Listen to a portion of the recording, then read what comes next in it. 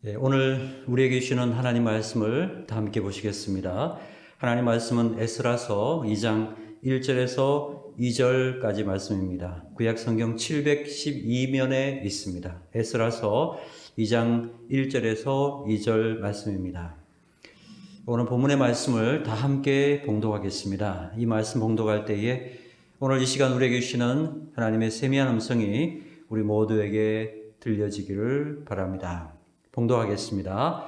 옛적에 바빌론 왕 느부갓네살에게 사로잡혀 바빌론으로 갔던 자들의 자손들 중에서 노임을 받고 예루살렘과 유다 도로 돌아와 각기 각자의 성읍으로 돌아간 자, 곧 스룹바벨과 예수아와 느헤미야와 스라야와 르엘라야와 모르드게와 빌산과 미스발과 비그웨와 르훔과 바나 등과 함께 나온 이스라엘 백성의 명수가 이러하니. 아멘. 함께 기도하겠습니다.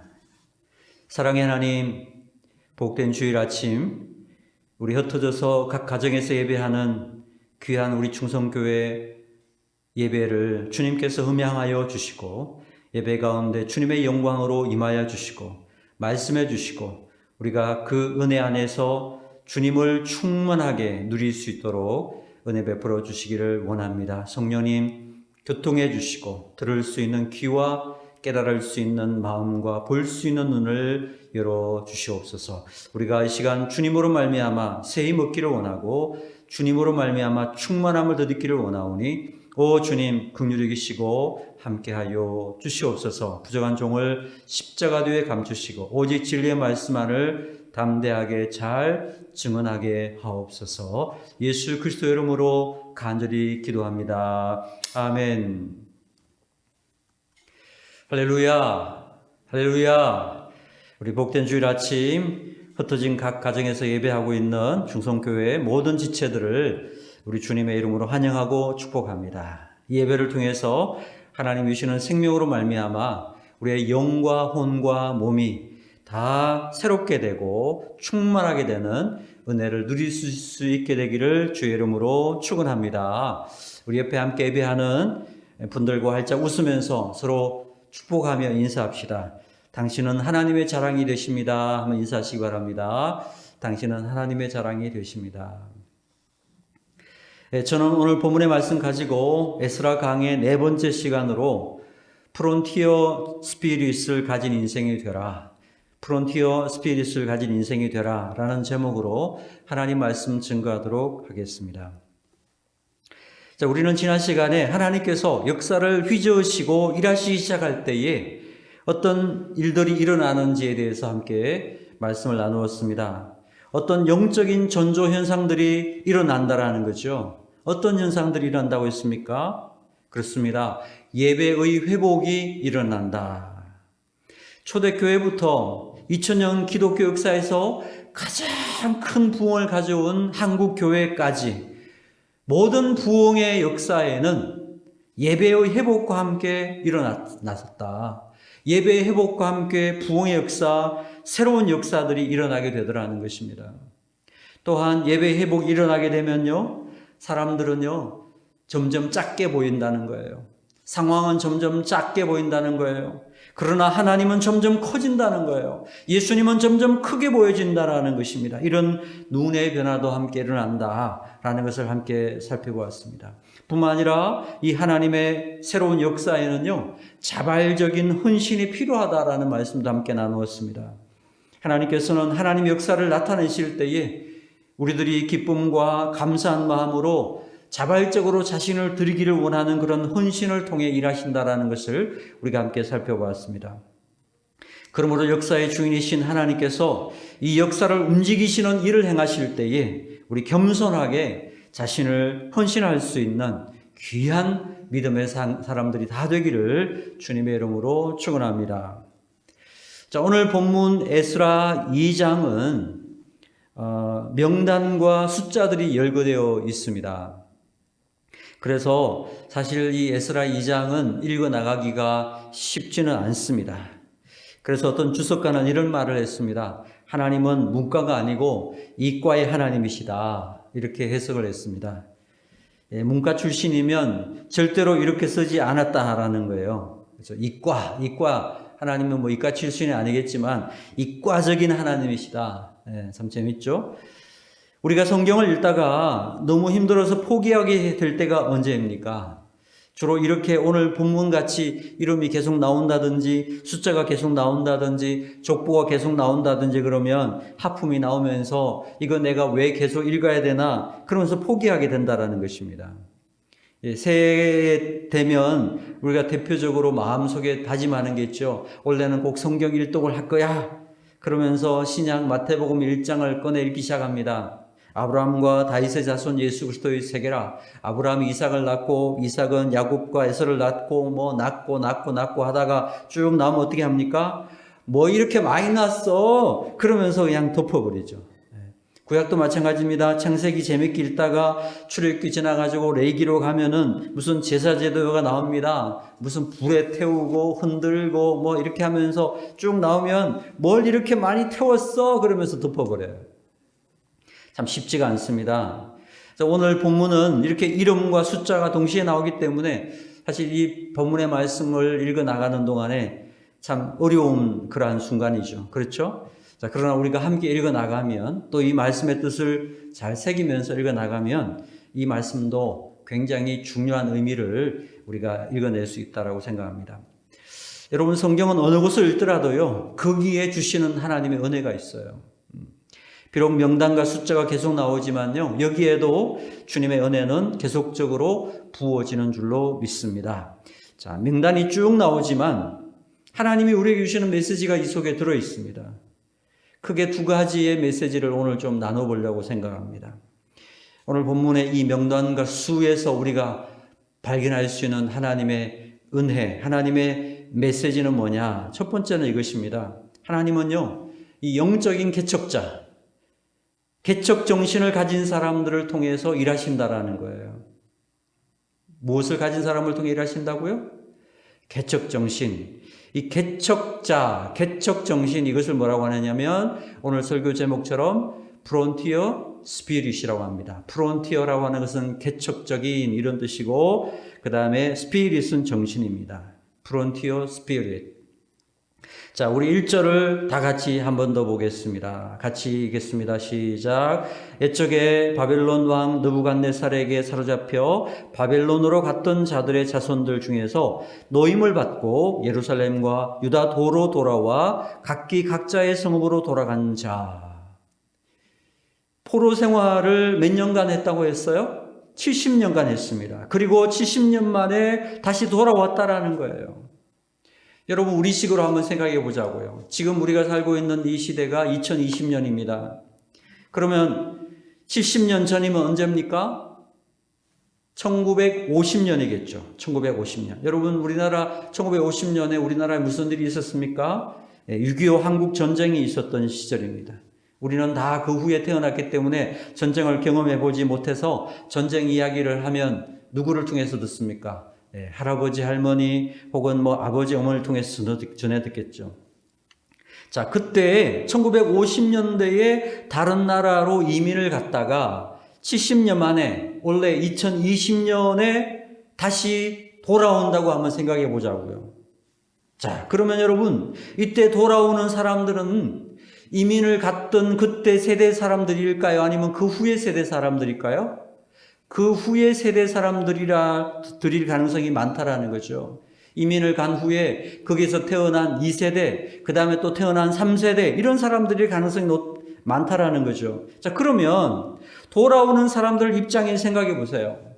고국으로 돌아오는데 고향으로 돌아오는 느낌이겠습니까? 아니면 어떤 새로운 나라로 이민을 오는 느낌이겠습니까? 이민을 오는 느낌이었을 가능성이 많다라는 것입니다. 여러분 70년 전에 만약에 70년 전에 미국으로 이민을 갔다가 이제 단체로 다시 한국으로 70년 만에 돌아온다고 하면은 그 돌아오는 그것은 고향으로 돌아오는 것이 아니라 이제 새로운 곳으로 이민을 오는 그러한 것이죠. 왜 그렇습니까? 70년 동안의 미국 생활에 잘 적응했을 거 아니에요. 뿌리도 내리고 거기서 사회적으로 성공한 사람들도 있을 것이고 여러 가지 거기에 적응해서 잘 살고 있었던 사람들 아닙니까? 그렇죠. 거기다가 2세대, 3세대 사람들이라면 거기서 태어난 사람들이에요. 미국에서 태어난 사람들이에요. 거기가 고향인 사람들이에요. 고레스 왕이 예루살렘으로 가라, 거기서 성전을 지어라, 그리고 자유를 주었다고 해서 자기가 태어난 고향을 버리고 할아버지 할머니, 아버지 어머니의 땅으로 돌아가는 거 어때요, 여러분? 쉬웠을까요? 우리가 성경 읽기에는 그냥 돌아갔구나 이렇게 생각할 수 있지만 우리의 상황으로 한번 적용해서 생각해 보면요, 결코 쉬운 일이 아니었다라는 거죠. 그렇지 않습니까? 성경을 보면요, 포로로 끌려간 사람들 전체가 100만 명쯤 됩니다. 100만 명. 자, 그런데 다시 귀환한 사람들 1, 2, 3차에 걸쳐서 귀환을 했는데 전체가 몇 명이 돌아왔느냐? 5만 명이 돌아왔습니다. 1차 귀환자가 49,897명이고 거의 대부분이에요. 2차가 1,775명이고요. 마지막 3차는 느헤미야 때인데 1명 돌아왔어요. 그래서 전체가 거의 5만 명 정도 돌아왔어요. 100만 명 중에서 5만 명 돌아왔으니까 몇 프로 돌아왔습니까? 5% 돌아왔습니다. 자, 그런데 여러분, 바로 이 5%가 하나님께 쓰임받는, 역사에 쓰임받는 그 이름이 남는 사람들이 되었다라는 것입니다. 여러분, 가만히 생각해 보십시오. 비록 포로로 강제로 끌려간 나라이긴 했지만은 바벨론으로 말하면 오늘날의 뉴욕과 같은 곳이에요. 세계 최고의 나라, 그리고 그게 최고의 도시인 뉴욕과 같은 곳이에요. 번화가였고 최고로 발전했던, 문화적으로 아쉬울 것이 없는 그러한 곳이었습니다. 그런데 예루살렘은 어떤 곳입니까? 70년 동안 땅이 비어 있었습니다. 완전히 황폐한 곳이고 폐허였다라는 것입니다. 그런데 그렇게 호화롭고 편리한 삶을 살던 사람들이 그것을 떠나서, 그것도 내가 태어난 고향을 버리고 새로운 어떤 이민하는 곳인 예루살렘으로 왔다. 이것은 어때요? 결코 쉬운 일이 아니었다라는 것입니다. 그럼에도 불구하고 그들은 약속의 말씀 붙잡고 다시 돌아왔다. 정말 저는 대단한 것이라고 생각합니다. 대단한 것이다.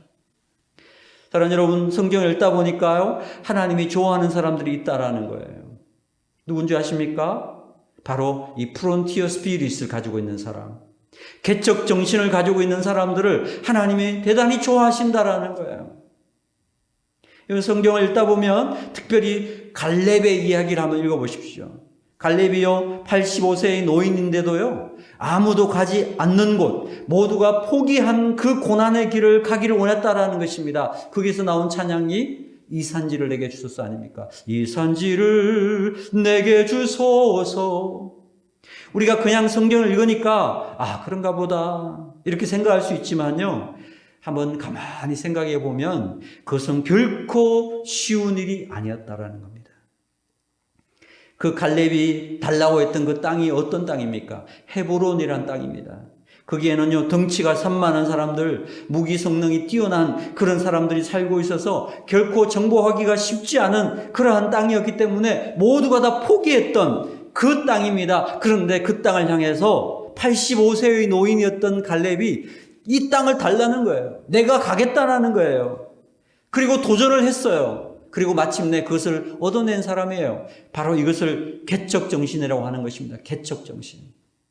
하나님은 이렇게 개척 정신을 가지고 있는 사람들을 좋아하세요. 그리고 사용하신다라는 것입니다.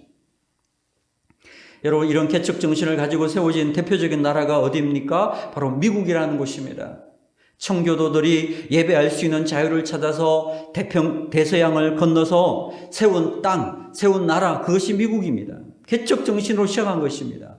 그들이 처음에 자리한 곳이 동부 쪽입니다. 뉴욕, 메릴랜드, 워싱턴 그런 쪽입니다. 여기를 다 차지하고 나니까 이제는 서부를 개척하자. 그래서 서부로 이동을 해가지고 로스앤젤레스, 샌프란시스코, 시애틀 이런 곳까지 왔어요. 이제는 그것을 다 차지하고 나니까 더 이상 건너갈 곳이 없는 겁니다. 태평양이 막혀 있어요. 그러니까 이제 어떻게 합니까? 1960년대 케네디 대통령이요, 이렇게 선포합니다. 이제 우리는 뉴 프론티어 정신으로 나가자. 새로운 개척 정신을 가지고 도전을 하자. 그래서 어떻게 했습니까? 달에 사람을 보내는 일을 했어요. 우주를 개척하기 시작했습니다. 그리고 요즘은요, 이제는 남들이 하지 않는 새로운 창의적인 회사들을 만들자. 그래서 벤처 기업을 만들었어요. 벤처 창업 개척 정신을 발휘했습니다. 그래서 거기에서 나온 기업들이 그 유명한 실리콘밸리를 만들어가지고 전 세계의 기업들로 영향을 미치는 기업들이 되었습니다. 그래서 우리가 매일 사용하는 컴퓨터에 오퍼레이팅 시스템을 만든 마이크로소프트 윈도우, 거기에서 나온 거예요. 우리가 사용하는 애플, 그리고 매킨토시, 이런 것들이 다 개척 정신에서 나온 것입니다. 지금 전기 자동차의 세계 1위가 되는 테슬라 자동차, 이런 것들이 다 세계를 이끄는 그러한 회사들이 바로 이런 개척 정신에서 나온 거예요. 개척 정신에서. 100만 명 중에서 95%의 사람들은 다 거기에 동화되었어요. 바벨론에 동화되고 안주하고 주저앉아 있는데, 하나님께서 5%의 사람, 새로운 길을 선택한 사람, 말씀 붙잡고 새로운 모험을 시작했다는 이 5%의 사람들을 통해서 하나님의 놀라운 일들을 이루게 하시더라는 것입니다. 그 5%의 사람들이 성전을 건축하고 나중에는 회당을 만들었습니다. 이 회당이 바로 지금의 기독교 교회, 우리 교회에 영향을 주는 그러한 공동체가 되었다는 것입니다. 개척 정신, 프론티어의 스피릿을 가진 사람, 이 하나님은요, 이렇게 잠들어 있는 다수를 통해서 일하시지 않는다라는 것입니다. 깨어있는 소수, 개척 정신을 가진 소수의 사람들을 통해서 역사의 물줄기를 바꾸어 오셨다라는 것입니다. 그래서 저는 교회에 교인이 몇 명인가? 그것보다 더 중요한 것이 있다라는 거예요. 그 교회에는 깨어있는 사람이 몇 명인가? 이 질문을 해야 된다라는 겁니다. 얼마나 개척 정신을 가진 사람들이 많이 있는가? 이것이 중요하다라는 것입니다. 그래서 요즘 여러분 깨 시민이라는 이야기가 있죠. 깨 시민, 깨어있는 시민이라는 거예요. 마찬가지로 영적으로 똑같다고 생각합니다. 여러분, 깨어있는 성도가 되어야 됩니다. 깨의 성도가 되어야 된다라는 것입니다. 하나님은요, 깨 성도를 통해서 놀라운 일을 행하시는 줄로 믿으시기를 바랍니다. 영국의 역사학자였던 아놀드 토인비라는 분은요, 28년 동안 연구를 해서 마침내 큰 작품을 하나를 완성시켰습니다. 그 작품의 이름이 뭐냐면 역사의 연구라는 책입니다. 역사의 연구. 기회가 되시면 한번 꼭 읽어보시기를 바랍니다. 그런데 이 역사의 연구라는 책에서 토인비가 이런 이야기를 했습니다. 문명이라고 하는 것은 발생하고 성장하고 쇠퇴하고 해체되는 이러한 과정들이 반복된다라는 거예요. 그런 이야기를 하면서 이런 문명의 흥망성쇠의 이유를 두 가지 단어로 설명을 했습니다. 하나는 도전과 응전이라는 것이고, 또 하나는 창조적 소수자, 이 두 가지 가지고 설명을 했다라는 거예요. 인류의 문명은 끊임없이 외부의 환경에 대해서 도전하고 응전하면서 발전해 왔다라는 것입니다. 문명이 꼽힌 지역은 비옥하고 안전한 그러한 지역이 아니라 매년 홍수와 가뭄이 있었고요. 척박한 그러한 사람 살기가 힘든 그러한 곳이었다라는 것입니다. 끊임없는 위기 때문에 거기에 안주할 수 없었기에 생존을 위해서 몸도 움직이고 마음도 움직이고 그러면서 할 수 있는 최선을 다하면서 살아냈다라는 겁니다. 그러다 보니까 거기에 문명이 세워지고 발전해 나가더라. 프론티어 정신이죠. 프론티어 정신. 새로운 문명은 이런 프론티어 정신에 의해서 세워졌다라는 것입니다. 아주 좋은 곳에, 조건이 좋은 곳에, 아름다운 곳에, 비옥한 땅에 세워진 것이 아니라는 거예요. 척박한 곳에, 생존을 위해 몸부림쳐야 되는 그러한 곳에서 세워지더라는 것입니다. 뿐만 아니라 문명이 발전하고 쇠퇴하는 것은 또 한 가지 중요한 요인이 있는데 그것은 바로 창조적 소수라는 것입니다. creative minority라고 합니다. creative minority. 창조적 소수에 의해서 이루어졌다라는 거예요. 이 창조적 소수를 다른 말로 번역하면 뭐냐? 깨어있는 소수라는 것입니다. 프론티어 정신을 가진 이런 창조적 소수에 의해서 역사는 움직여왔다. 이것이 역사의 연구의 결론인 거예요. 사랑하는 여러분, 이 토인비의 역사의 연구의 결론은 우리가 어떠한 삶을 살아가야 되는가, 하나님 백성들이 어떠한 모습으로 이 땅 가운데 서 있어야 되는가를 보여주는 것입니다. 사랑하는 여러분, 우리는요, 끊임없이 도전하고 끊임없이 프론트의 정신으로 나갈 수 있는 그런 개척 정신을 가진 하나님의 사람들이 되어야 된다는 것입니다. 그리고 나아가 하나님께서 우리에게 맡기신 귀한 사명에 응답할 수 있는 그런 깨어있는 정신을 가지고 깨어있는 소수로서의 삶을 살아가야 된다는 것입니다. 저는 하나님께서 경찰 복음화, 경찰 선교를 이 조직 가운데 펼치기 원하시는 하나님의 그 뜻이 분명히 있다고 확신합니다. 제가 이곳에서 20년 사역해 보니까요, 하면 할수록 그것을 느껴요. 하나님은 경찰 선교하는 것을 참 좋게 생각하시고 하나님은 경찰 선교를 너무 기뻐하신다. 왜 그렇게 느낀지 아십니까? 여러분이 아시는 대로요, 저를 가까이 아시는 분은 아시는 대로요, 제가 그렇게 앞장서서 이거 뭐를 하고 외치고 달려가고 그렇게 하는 사람 아니에요. 성격적으로 제가 잘 그렇게 못해요.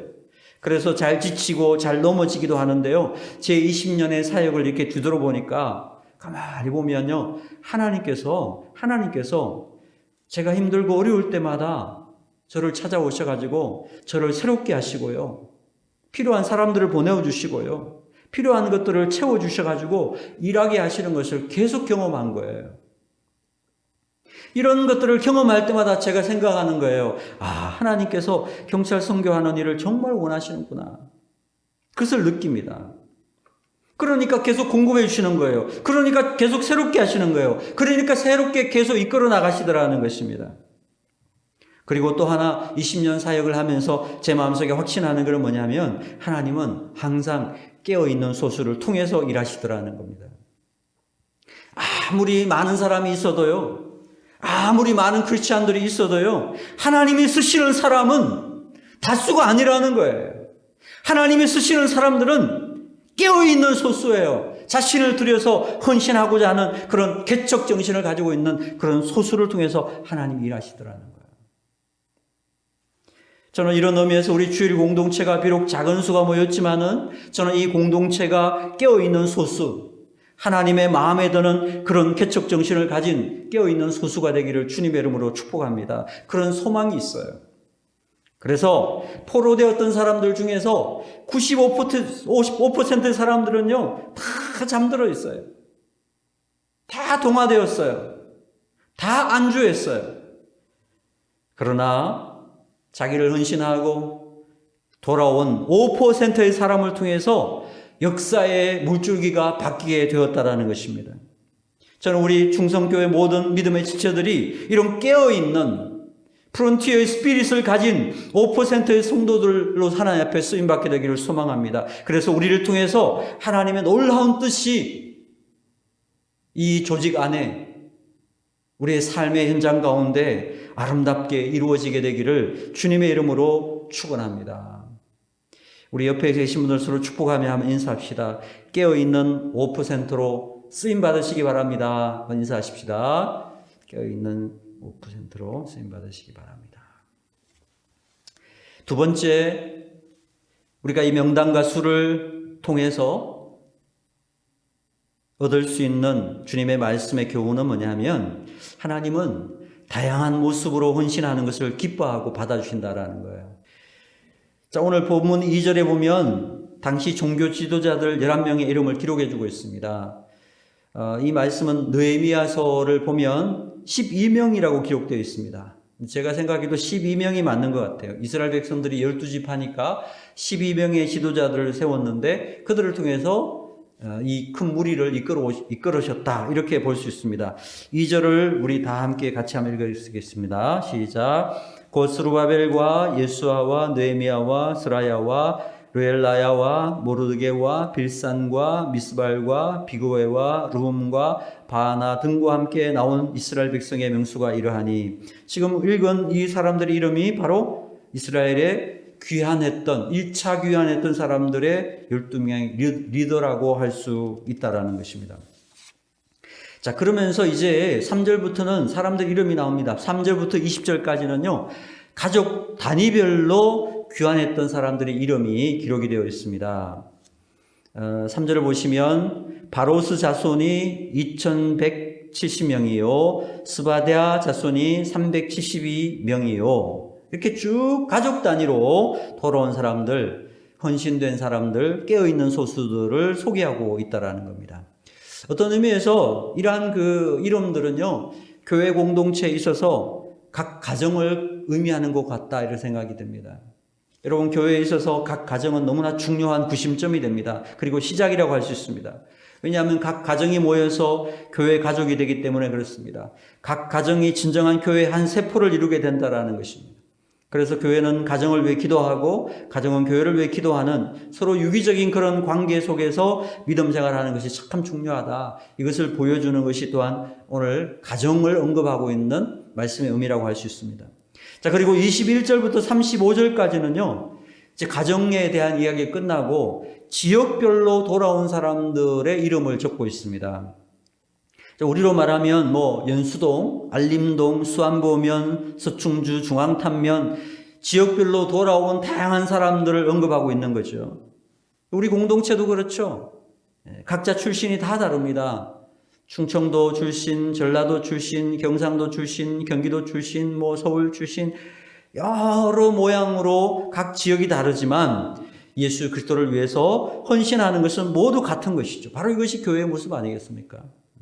자, 그 다음으로는 예배를 섬기는 자들의 명단이 나옵니다. 예배를 섬기는 자들의 명단, 예배를 섬기는 자들을 제사장이라고 하지 않습니까? 자, 제사장들은 역시 다릅니다. 몇 명이 왔느냐? 4,000명 이상이 돌아옵니다. 전체 귀환자가 약 5만 명이었기 때문에 그 중에 4,000명이 넘으니까 거의 10% 정도가 되는 사람들이 제사장들이라는 것입니다. 원래 그 제사장의 가문은 24가문이었었습니다. 그런데 귀환한 가문은 4가문밖에 없었다라는 것입니다. 자, 그래서 제사장 가문은 우리가 함께 한번 읽어보도록 하겠습니다. 36절부터 39절까지 말씀이 그 말씀입니다. 우리 다 같이 36절부터 39절까지 읽겠습니다. 시작. 제사장들은 예수와의 집 여다냐 자손이 973명이요 임멜 자손이 1052명이요 바수울 자손이 1247명이요 하림 자손이 1070명이었더라. 이들을 다 합치니까 4,000명이 넘는 그러한 많은 사람들이 돌아왔다라는 거죠. 10% 가까이 되는 사람들이 제사장이었다. 그런데 전체 가문이, 제사장 가문이 24가문인데 그 중에서 돌아온 가문은 고작 4개의 가문밖에 없었다라는 거죠. 그리고 이 돌아온 가문만 성경에 기록되고 있다. 여러분, 이것은 무엇을 의미합니까? 우리가 아무리 과거에 내가 이렇게 봉사하고 내가 어떠한 직분을 맡았고 내가 얼마나 멋있었고 이런 것은 별로 의미가 없다라는 거죠. 하나님의 관심은 지금 돌아온 이 가문, 지금 이 충성하고 있는 이것에 하나님은 관심을 가지시고 그것을 기록해 주시더라라는 것입니다. 자, 그런데 문제가 생겼습니다. 제사장들은 4,000명이 넘게 돌아왔는데 그 밑에서 섬기는 레위인들은 몇 명이 돌아왔습니까? 40절 보세요. 40절 같이 읽겠습니다. 시작. 레위 사람은 호다위야 자손 곧 예수아와 감미엘 자손이 74명이요. 몇 명 돌아왔다고요? 74명이 돌아왔다라는 거예요. 원래 레위인이 훨씬 더 많아야 되는데 예배를 섬길 레위인들은 너무 적게 왔기 때문에 지금 균형이 다 무너졌다라는 거죠. 균형이 깨진 그런 상황이 되고 말았다는 것입니다. 그래서 노래하는 자들과 문지기 자손들까지 다 합쳐서 이 성전에서 제사를 섬기고 예배를 섬길 사람들을 다 합쳐보니까 341명밖에 돌아오지 않았다라는 것입니다. 그래서 예배를 섬기는 자들이 턱없이 부족해가지고 나중에 느헤미야에서 보면요, 이 레위인을 구하러 다니는 막 일들이 벌어져요. 레위인들이 막 찾아다녀요. 아무나 레위인이 예배할 수 없으니까 레위인들을 찾아다니는 그런 일이 있어졌죠. 봉사의 균형이 무너졌죠. 그런데 이제 하나님께서 나중에 그러한 부분들을 다 채워주시는 것을 또 볼 수 있습니다. 자, 그런데 이제 오늘 우리가 말씀 중에서 나눌 마지막 메시지인데요. 참 특이하고 감동을 주는 일이 하나가 있다라는 거예요.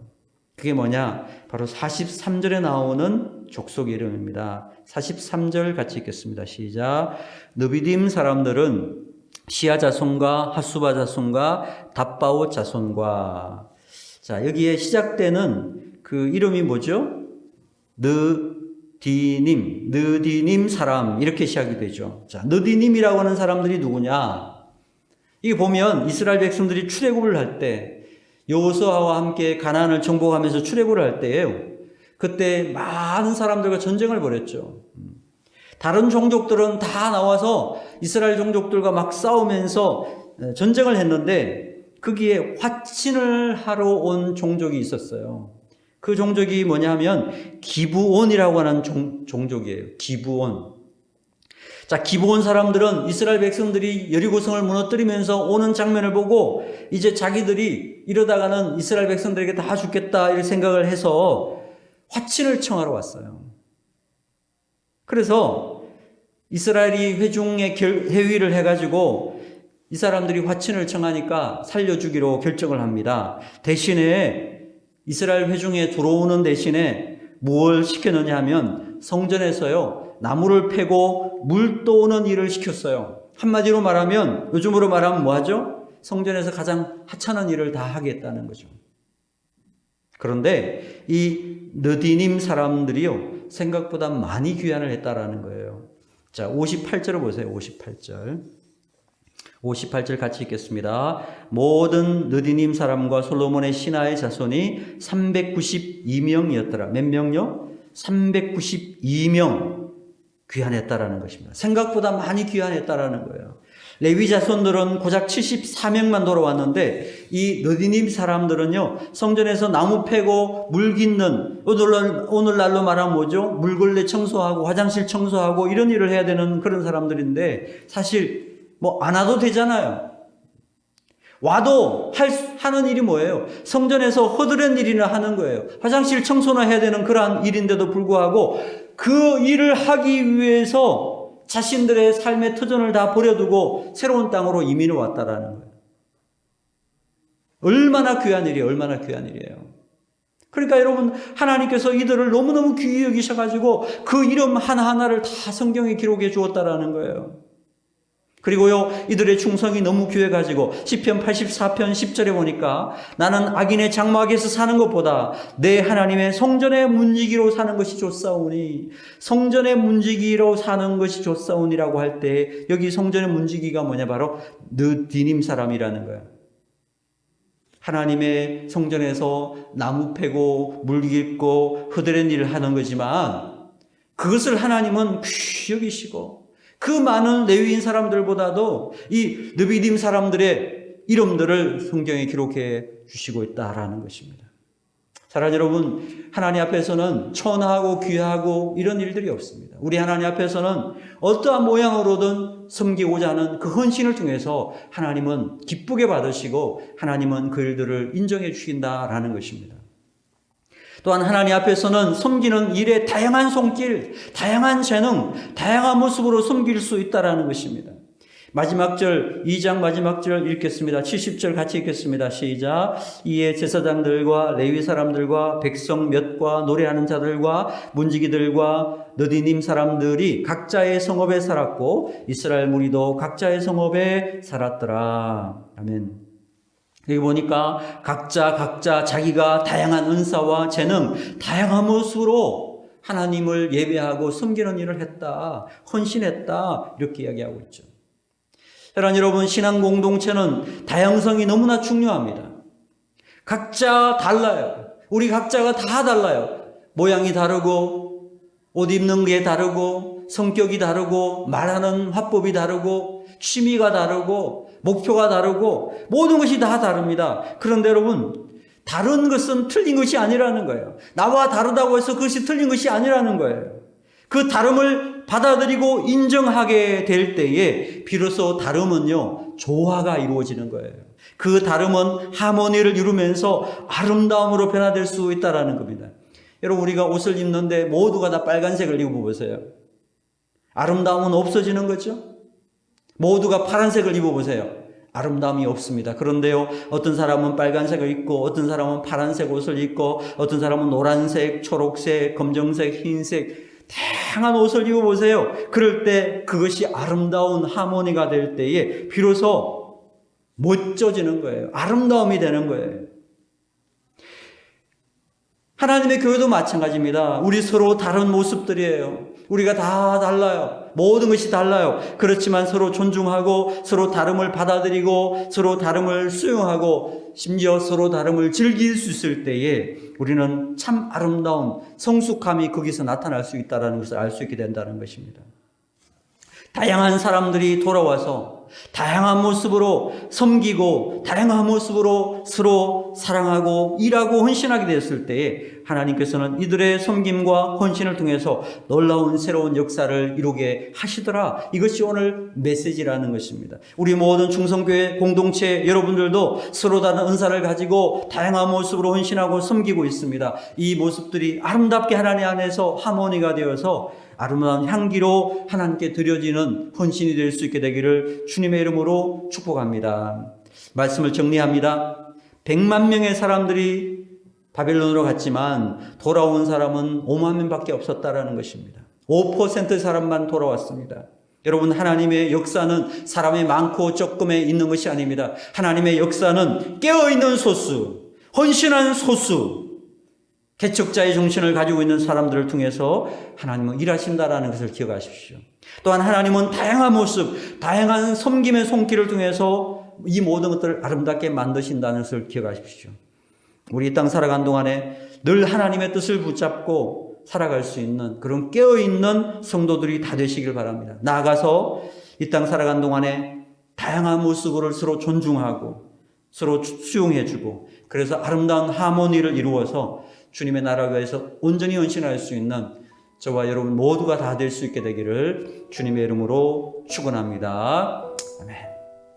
이 시간 우리 주신 말씀을 기억하고 잠시 하나님 앞에 합심해서 기도하는 시간을 갖겠습니다. 우리 하나님께서는 개척자의 정신을 가지고 있는 분들을 통해서 일하기를 좋아하십니다. 현실에 안주하고 거기에 머물러 있고 거기에서 아무 일도 하지 않고 세상에 동화되는 그러한 삶을 통해서 하나님 역사하지 않습니다. 하나님은 늘 개척자의 정신을 가지고 새로운 도전을 하고 새로운 목표를 가지고 나가는 그러한 사람들을 통해서 깨어있는 소수를 통해서 일하신다는 것을 기억하십시오. 주님, 저에게 그러한 깨어있는 영을 주십시오. 깨어있는 소수가 되기를 원합니다. 프론티어의 스피릿을 가지고 있는 사람 되기를 원합니다. 주님, 여기에 돌아온 5% 사람들처럼 갈렙과 같이 주님 새로운 목표를 향해서 나아갈 수 있는 하나님 은혜를 베풀어 주시옵소서. 현실에 안주하지 않고 새로운 목표를 향해 나아갈 수 있도록 하나님 인도하여 주시옵소서. 우리 기도해야 되겠습니다. 뿐만 아니라 주님, 우리가 섬길 때에 아름다운 하모니를 이루어서 각자 가지고 있는 은사와 재능과 달란트를 가지고 주님 잘 섬길 수 있도록 은혜 베풀어 달라고 이 시간 우리 함께 하나님 앞에 잠시 기도 드리겠습니다. 같이 기도하겠습니다. 감사합니다. 주님께서